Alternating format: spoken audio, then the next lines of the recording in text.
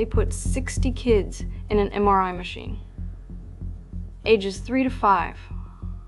They scanned their brains, measured the white matter, compared it to their screen time.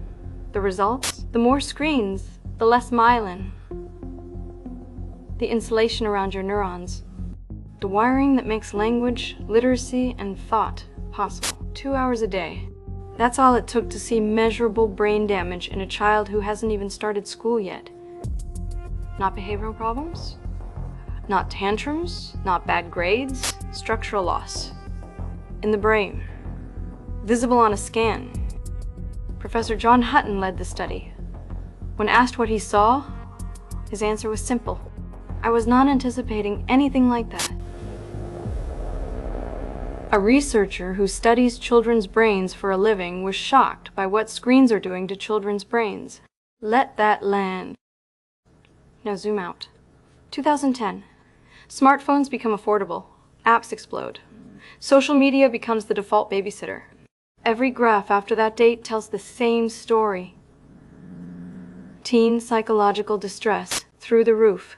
Mental health hospitalizations, through the roof.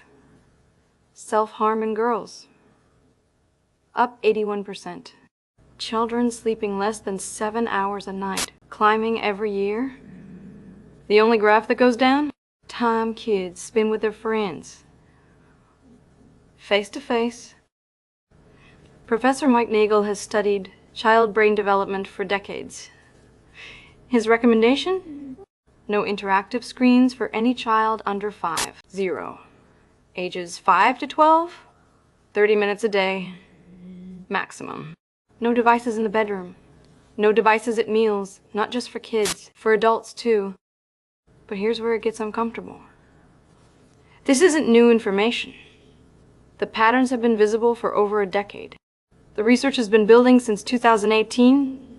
The graphs have been screaming since 2012, and nothing changed. The researchers themselves compared to smoking. For decades, everyone kind of knew cigarettes were harmful. The industry pushed back, said the science wasn't settled, said personal choice mattered more than population data, and a generation paid for it with their lungs. Now replace cigarettes with iPads. Replaced lung cancer with white matter loss.